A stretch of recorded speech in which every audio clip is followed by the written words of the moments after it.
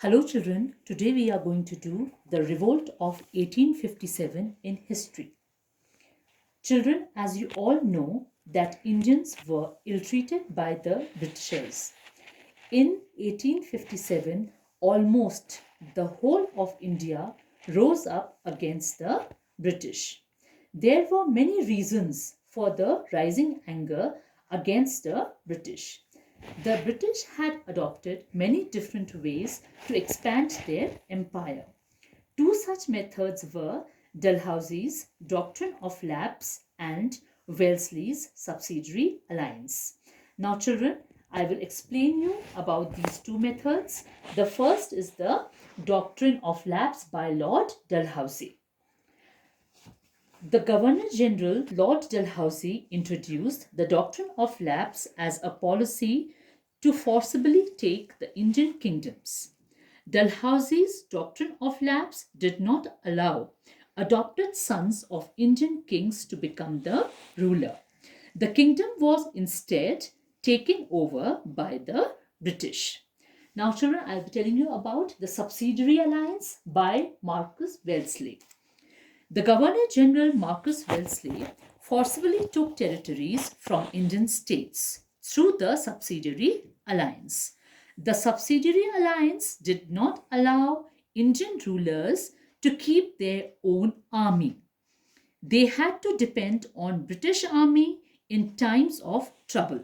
The Indian rulers were also responsible for maintaining this British army.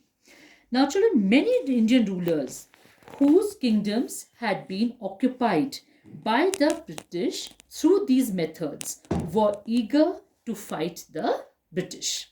Okay, so I hope both the methods are clear to all of you. Now we are doing the third point, revolt and its aftermath.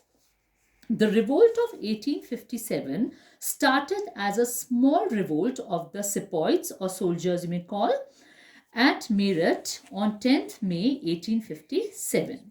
It soon spread to Delhi, Jhansi, Lucknow, Gwalior and other parts of India. Though the rebels were successful in the beginning, the British was soon able to suppress them. Why were they able to suppress them, children? Because the Indians fought bravely with whatever weapons they could find. However, there was no match for the British, who had superior weapons, control over transport and communication, and better leadership. So children, that is why they defeated the Indians. Okay. So now we come to the next point, leaders of the revolt.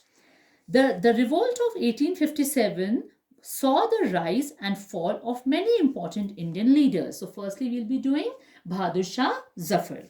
Bahadur Shah Zafar was the last ruler of the mighty Mughal Empire. He did not have any real military power and ruled only over the area around Delhi. Bahadur Shah became the nominated leader of the revolt of 1857.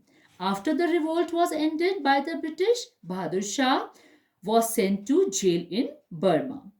His sons were executed by the British. Now we come to the next leader of this revolt, Rani of Jhansi. And Rani Lakshmi Bai was the queen of Jhansi. So Rani of Jhansi is known as Rani Lakshmi Bai. You know her by the name of Rani Lakshmi Bai also. Okay, she was the queen of Jhansi. Her husband, the king of Jhansi, died without having a child. One day before his death, he adopted a son and declared him his heir. Lord Dalhousie, according to the Doctrine of Labs, refused to accept the adopted son as the heir. Rani Lakshmi Bai, on the other hand, refused to give up her adopted son's right to the throne of Jhansi. She joined the revolt of 1857 and fought against the British with great courage. Rani Lakshmi Bai died in the battle against the British in 1858.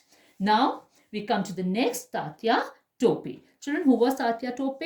Tatya Tope was in service of the Peshwa Baji Rao, the Maratha chief. Okay, and his son Nana Sahib.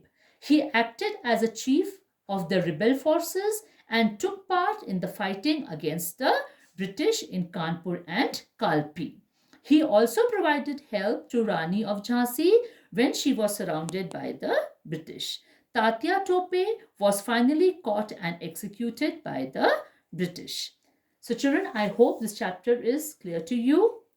Bye-bye.